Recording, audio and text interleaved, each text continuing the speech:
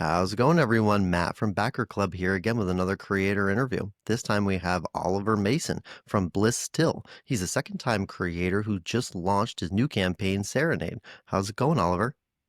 Very good. Thanks, Matthew. Thanks for having me here on the podcast. Appreciate it. Awesome. So we just have a few questions for you today, and without further ado, we're just going to jump right into it. Sure thing. So for someone who's brand new to the Blisstil brand and Serenade, can you give us a brief overview of the brand and the project?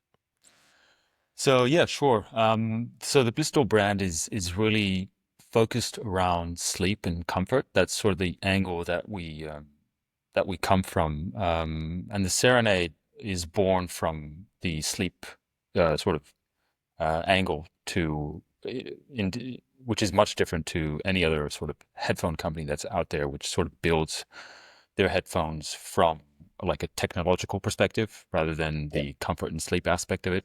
For us, like sleep is very personal. It's all about comfort and comfort over long periods, and that's what Blisstil is about. It's about making something that's really comfortable, making a brand that people love and that people can actually appreciate because it comes from an aspect of sleep and not technology. But Mm. the thing is, the Serenade is a very technological project, and we've brought in people that actually know a lot about technology to make the Serenade. Cool. So what makes the Serenade different from other headphones on the market?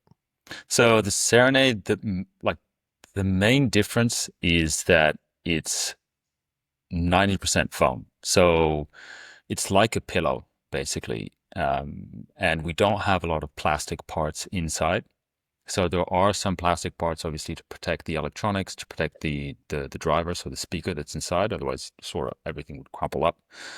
But the main difference is that it's mostly made of foam, and so that means that it's like a pillow. You can sleep on your side, you can sleep on your Mm. back. It also has the ability to support your neck. So one of the big issues with people that there are some people that actually sleep already with these kind of headphones. And when you sleep on your side with these kind of headphones, it puts your head in an awkward position, so it gives you quicks in the neck.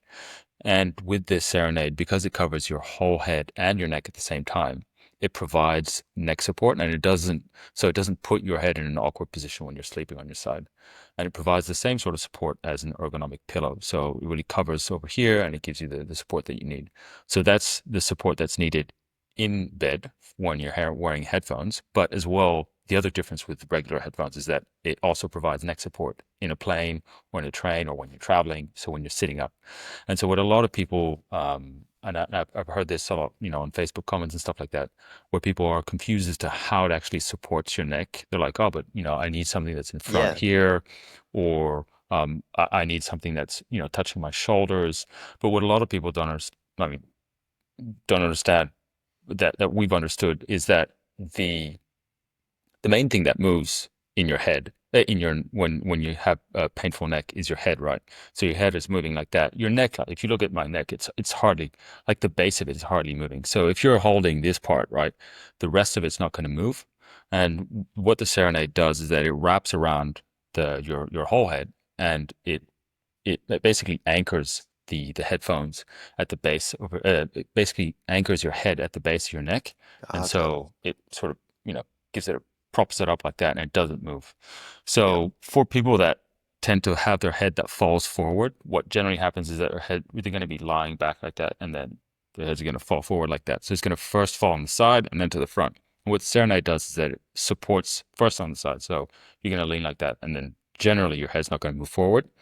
And then we also have the eye mask that is complementary with every single pledge. So that also gives an extra level of support where it sort of ties everything in. Like, you have the head that can't move as much forward because the back of your neck is like sort of secured onto the headphones and then pressed against the back seat. And so it sort of works like that. I don't know if that's very clear, but hopefully it is.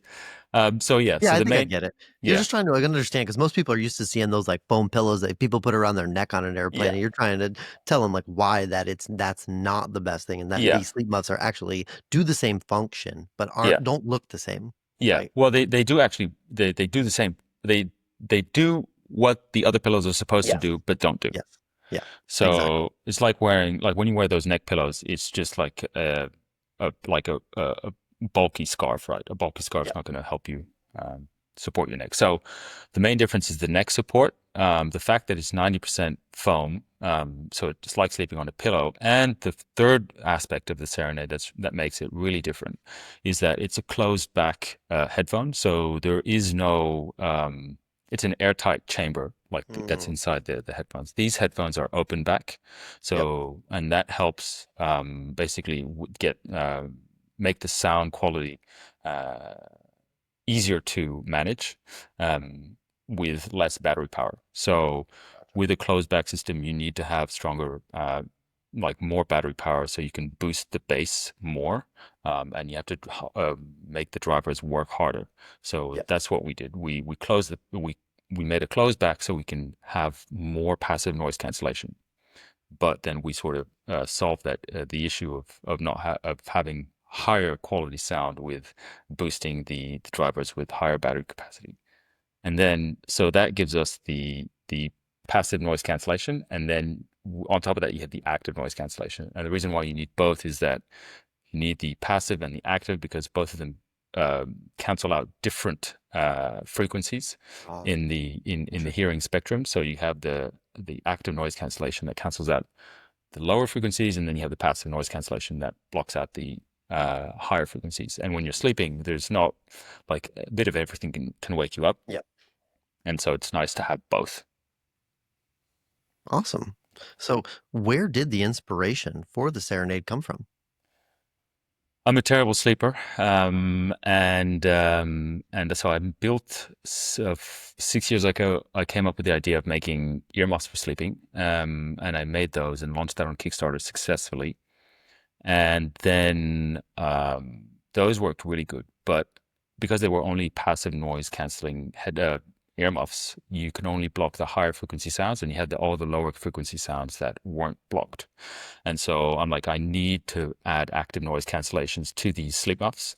And so that got me started into making the headphones. And I'm like, oh, I should add some audio too to mask out any remaining sounds. So like it was the inspiration was always to block out more sound because I'm a Yep. light sleeper. Wow. Okay. Yeah, that was actually our next question. So, like, what was the difference between the Serenade and the original Sleep Muffs?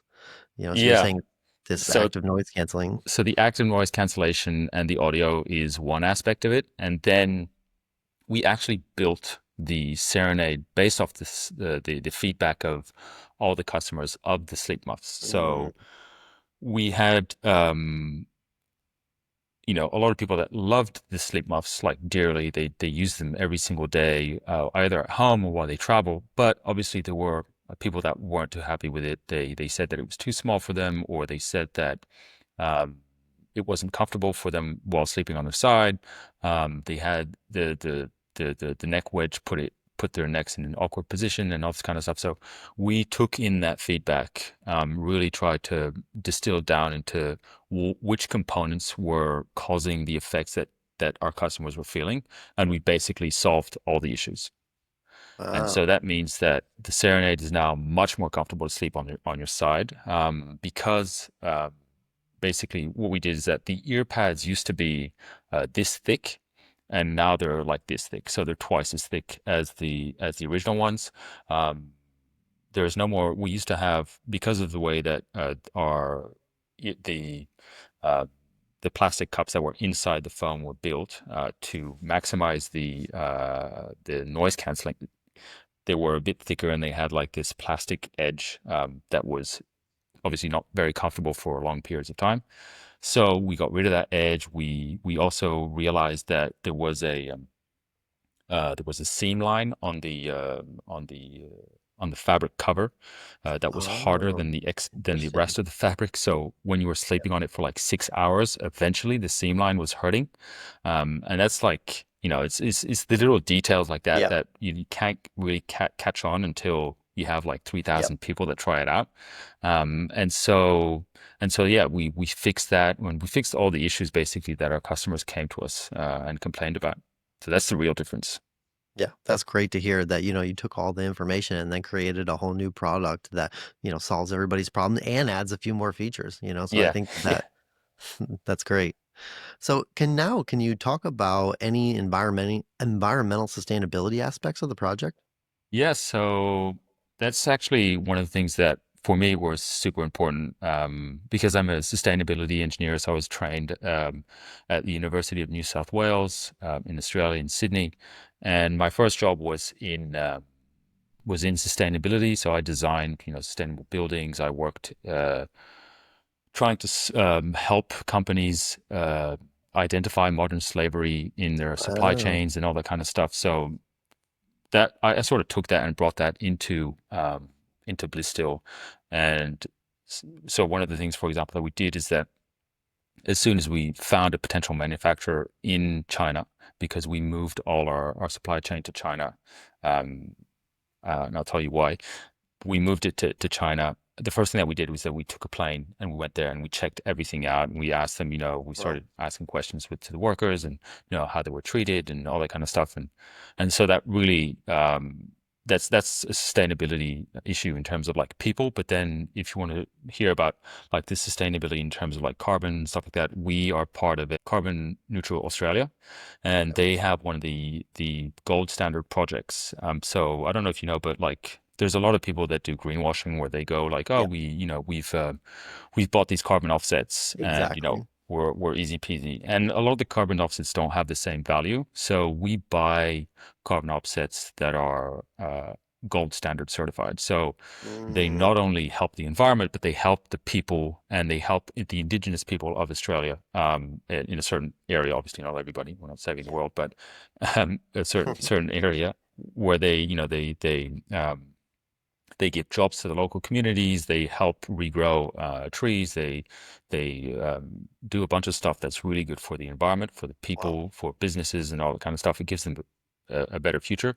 And those are the kind of the carbon offsets that we purchase. And we've actually purchased 120 tons of carbon offsets since the Wow. beginning of our inception of the company, and that has basically made us carbon neutral. Wow. So we didn't, that actually didn't happen by choice. It was just, I was so excited that I bought a ton of carbon offsets. I was like, woohoo, yeah, let's do it. And then I did. And then I'm like, oh, actually, and we actually, yeah, we didn't need that many, but happy, It's always happy good days. to do more, right? Yeah. Like, Yeah. it's very rewarding and fulfilling to know Yeah. that, maybe you Yeah. offset something that somebody else did too. So Yeah, that's exactly. great. So, and then in terms of the product, we do use like very long-lasting batteries, and one of the reasons why a lot of people throw their stuff away, especially Bluetooth headphones and stuff like that, is because the batteries are bad and they don't last very long. So we use lithium iron phosphate batteries. They're batteries that are used in electric vehicles. Oh, wow. So Okay. they're very long lasting. They have a lot of charging cycles. So a typical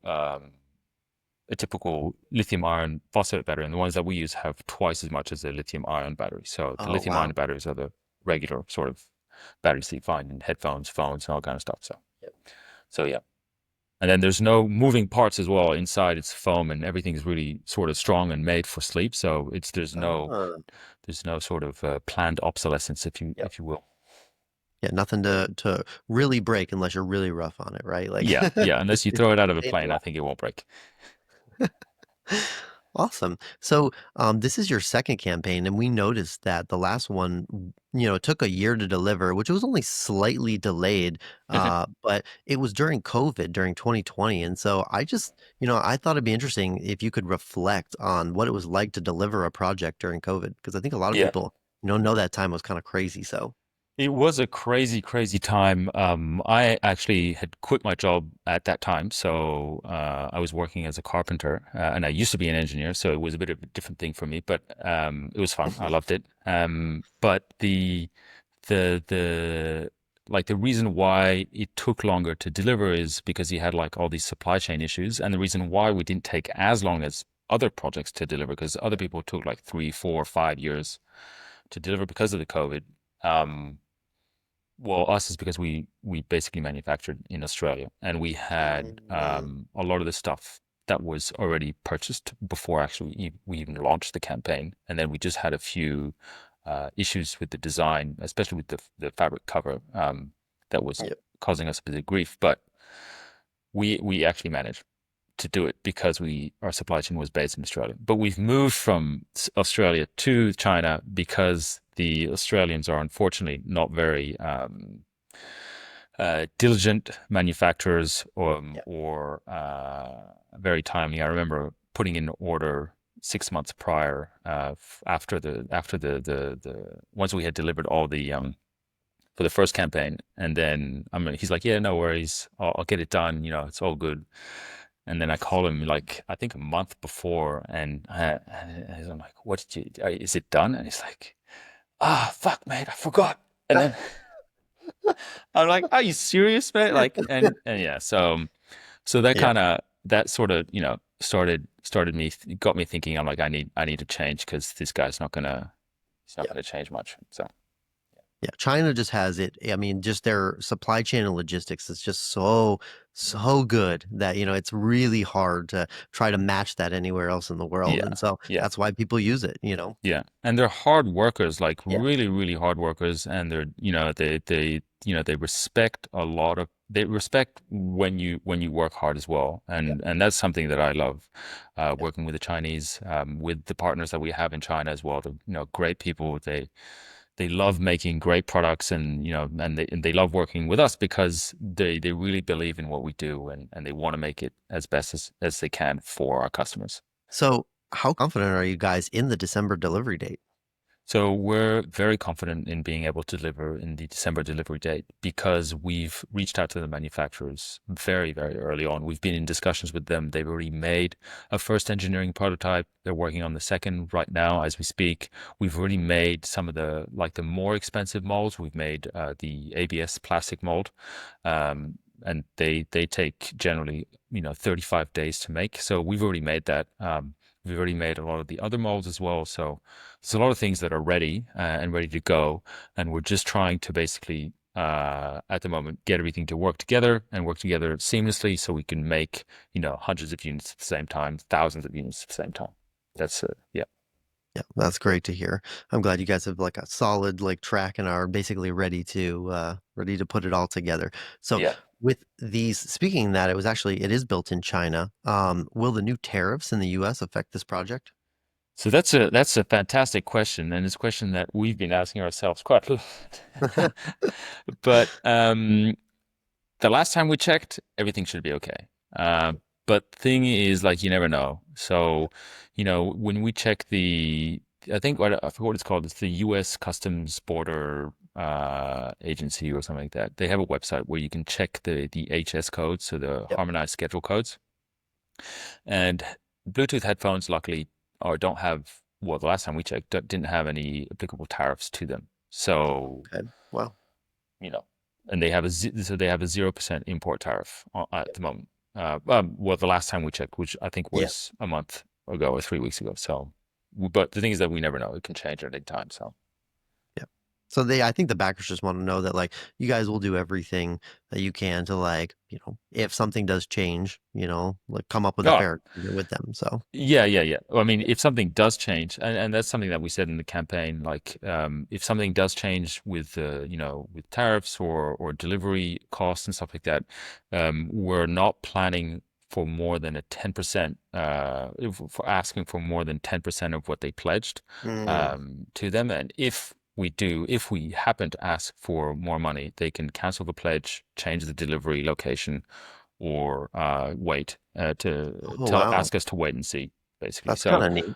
yeah, so we're Interesting. not, yeah, we're not like forcing anyone. We know that some people don't want to spend more and stuff like Yeah. that. We're not planning on asking for more money at all, and we're ready to absorb the cost of like a slight tariff. But obviously, if it goes wild, then we're gonna have Yeah. to ask. Yeah, but it's definitely not what we're planning to do. Awesome. Yeah, I think that's kind of refreshing to like kind of hear in the campaign that you guys have like kind of addressed it up front, because I know a lot of people don't really have a plan, and I think that you guys just having something with that 10% and then giving people the option is like kind of refreshing to hear. So Yeah. I really like that. Yeah, thank you. It comes from 4 years of e-commerce. So Yeah. yeah, we know how important it is to respect everybody's choice, and Yeah. everybody doesn't want the same thing as us, and we're ready to basically accept what our backers want. Awesome. Yeah, that's great to hear. So, briefly, can you give us an overview of the team and our partners on the project? Like, how many people are working on this with you? Sure. So I am basically at the head of it, and there is a friend of mine, Mervyn Cal, who did the electronics development. So he basically worked on developing all the electronics that go into the Serenade.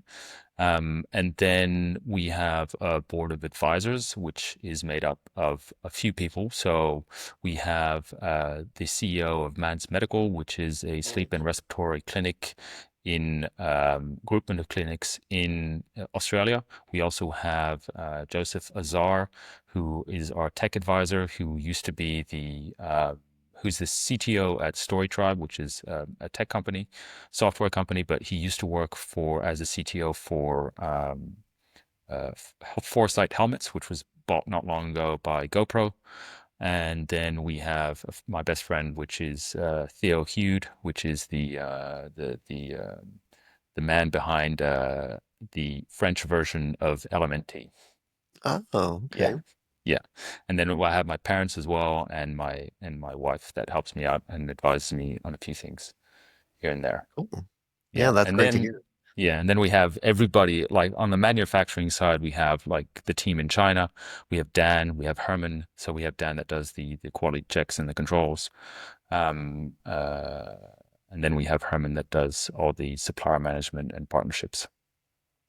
Yeah, it's great to hear you guys have like a strong team behind the project. It's always good to hear that, it's not just like one guy in his basement, there's many people working on it. So it Yeah, gives people yeah. confidence. So It's extremely hard to launch something by yourself, and even it harder is. to do a tech company. Like Yep. I mean, yeah, hardware companies Yep. almost impossible. Crazy difficult. Yeah, I was gonna say people don't understand, but yeah.